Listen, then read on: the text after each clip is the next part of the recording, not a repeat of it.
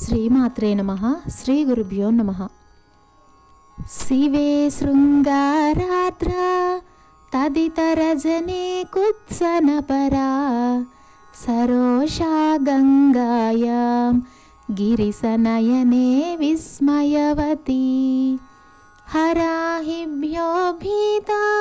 సరసిరుహ సౌభాగ్యజననీ సఖీషు స్మేరాతే మయి జనని దృష్టిః సకరుణా గతే కర్ణాభ్యర్ణం గరుత ఇవ పక్ష్మాని దధతి పురాంభేతుశ్చిత్త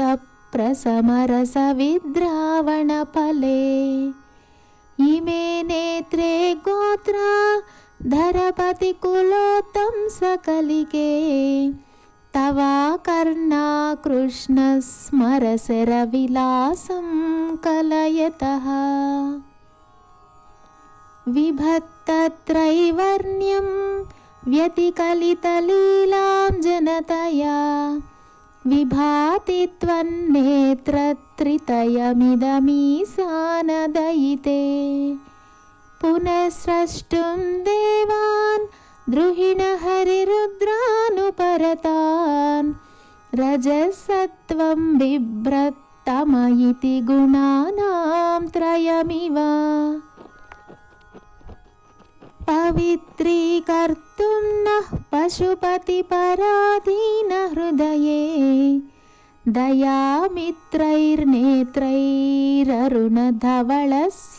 దయామిత్రైర్నేత్రైరరుణధవళశ్యామరుచిభిః నదస్సోణో గంగా తపనతనయేతి ధ్రువమముం త్రయాణాం తీర్థానాముపనయసి సంభేదమనఘం నిమేషోన్మేషాభ్యాం ప్రళయముదయం యాతి జగతి తవేత్యాహుః సంతో ధరణిధర రాజన్యతనయే త్వదున్మేషాజ్జాతం జగదిదమశేషం ప్రళయతః పరిత్రాతుం శంకే పరిహృత నిమేషాస్తవ దృశః తవాపర్ణే కర్ణే జపనయన పైశూన్యచకితా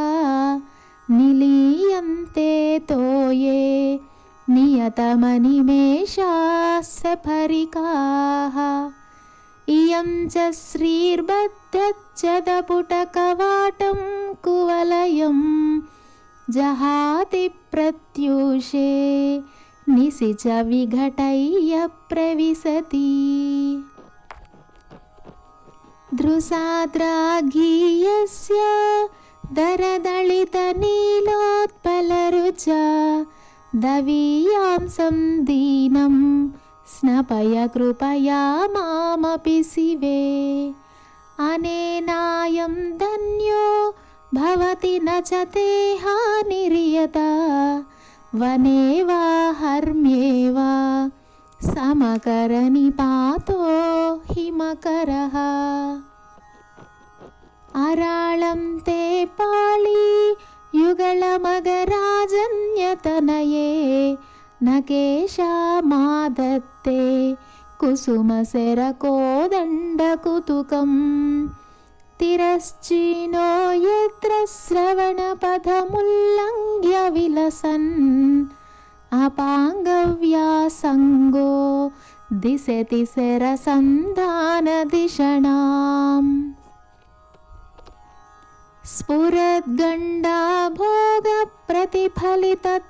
స్ఫురద్గండాభోగప్రతిఫలితతాటంకయుగళం చతుశ్చక్రం మన్యే తవ ముఖమిదం మన్మథరథం యమారుహ్య ద్రుహ్యత్యవనిరదమర్కేందుచరణం మహావీరో మారః ప్రమథపతయే సజ్జితవతే సరస్వత్యా సూక్తిరమృతలహరీ కౌసలహరీః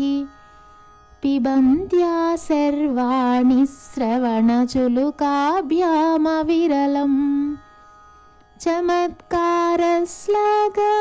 चलितशिरसः कुण्डलगणो झणत्कारैस्तारैः प्रतिवचनमाचष्ट इव ते।